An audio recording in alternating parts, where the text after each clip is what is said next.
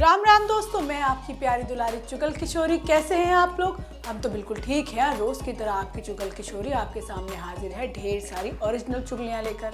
आज अनुपमा में अनुपमा और अनुज की जिंदगी का चैप्टर रुका है लेकिन ख़त्म नहीं हुआ, इसलिए दीपू के कहने पर अनुपमा अनुज से मिलने को तैयार है और दोनों ही एक दूसरे से भर भर कर सवाल भी करने वाले हैं। जबकि ये रिश्ता क्या कहलाता है में रूही का पुराण सुनकर अभीरा के कान भी पक गए हैं और अब वो अरमान के मुंह पर कह देगी कि रूही के मन में दोस्ती से कुछ ज़्यादा है। अब अरमान भी नहीं चाहता कि उसके और रूही के रिश्ते की पोल सबके सामने खुले।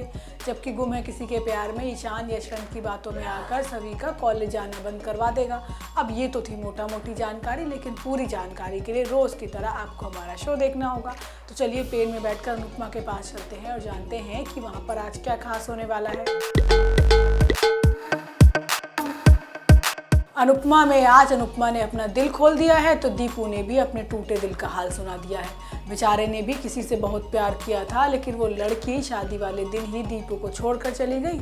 और क्यों चली गई, इस सवाल का जवाब दीपू आज तक ढूंढ रहा है। इसलिए वो अनुपमा को समझाता है कि वो अनुज से बात करे। तो वहीं दूसरी तरफ श्रुति का जन्मदिन है तो एहसानों के नीचे दबकर अनुज उसका जन्मदिन खास बनाने वाला है। आज होता ये है कि आज अनुपमा दीपू के सामने अपना दर्द बयां करती है। वो कहती है कि मैंने रिश्तों के लिए तो बहुत कुछ किया, जान लगाकर किया, लेकिन हमेशा लोगों ने मुझे ही सुनाया। अब मैं रिश्तों से कभी भागना नहीं चाहती थी, लेकिन अब मैं थक गई हूँ। अब अनुपमा एक्सीडेंट के बारे में बताती है और कहती है कि तब भी बिना गलती के मुझे सुनाया गया था और इसी वजह से मैंने ये अलग होने का फैसला लिया था कि मैं अब अपने बारे में सोचूंगी। लेकिन दीपू अनुपमा को समझाता है कि अनुज को क्लोजर की तलाश है और ये उसका हक भी है। तो वहीं दूसरी तरफ छोटी अनुज से बात करती है, लेकिन अनुज मना कर देता है। तो वो कहती है कि मुझे आपकी महान अनुपमा के बारे में बात नहीं करनी, मुझे श्रुति के बारे में बात करनी है। आप अनुपमा की याद में कल का दिन मत भूल जाना। अरे भाई, कल श्रुति का जन्मदिन है और वो भूल गया है। लेकिन छोटी उसे श्रुति के एहसान याद दिलाकर दबाने की कोशिश करती है। अब इस मौके पर अनुज बोलता है कि मुझे श्रुति के बर्थडे पे जो करना है मैं कर लूँगा, लेकिन मैं अभी तुम्हारा बाप हूँ और मुझसे बात करने से पहले लिहाज रखा करो। उधर अनुपमा के बाद दीपू भी अपने टूटे दिल का हाल अनुपमा को बताता है। वो कहता है कि हाँ, मैंने भी प्यार किया था, लेकिन वो मुझे शादी वाले दिन ही छोड़कर चली गई। जाने के लिए उसने भी वही दिन चुना। मैं फौजी आदमी हूँ, रोता नहीं हूँ, लेकिन उस दिन मैं फूट फूट कर रोया था। मैंने उसे बहुत ढूंढा, लेकिन वो मुझे आज तक नहीं मिली। जबकि ये रिश्ता क्या कहलाता है में रूही की वजह से अभीरा इतना ज़्यादा परेशान हो गई है कि अब वो अरमान की नाक में दम कर रही है। तो वहीं दूसरी तरफ रूही का सब्र का बांध भी टूट गया है और अब वो अरमान को खुद से दूर नहीं देख पा रही और एक बार फिर अरमान से अपने प्यार की दुहाई देगी। आज होता ये है कि रूही अरमान के कपड़ों पर प्रेस कर रही है और अभीरा ने देख लिया है। अब अभीरा रूही के सामने ही अरमान से लड़ने लग जाती है और कहती है कि क्या तुम लाड साहब हो जो तुम किसी से भी हेल्प ले लेते हो, और घर के बाकी लोगों को भी तो मदद की ज़रूरत है, तो रूही उनकी मदद कर देती।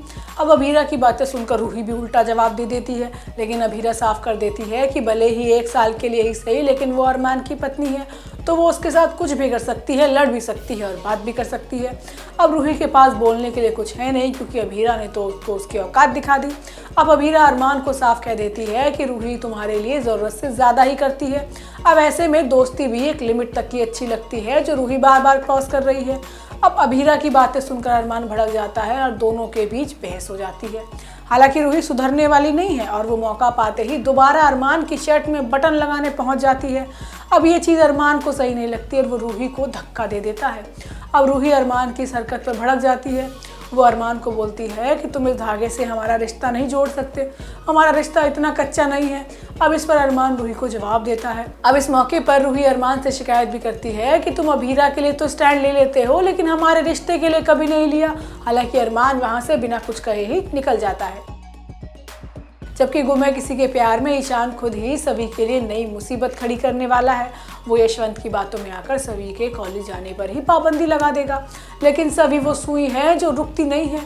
आज होता ये है कि सभी को छोड़कर ईशान रीवा के पास जाने की कोशिश करेगा।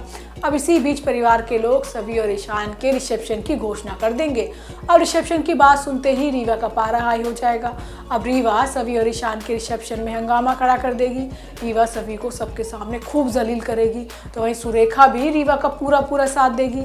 अब सुरेखा रीवा को अपनी बहू की तरह ट्रीट करने वाली है। अब ईशान खड़े होकर रिसेप्शन का सारा तमाशा देखेगा। अब इसी बीच भोसले हाउस में ईशा की की एंट्री होने वाली है। अब ईशा आते ही सुरेखा के साम्राज्य पर अपना कब्जा जमा लेगी। इतना ही नहीं, ईशा तो सुरेखा से पंगा भी लेने वाली है।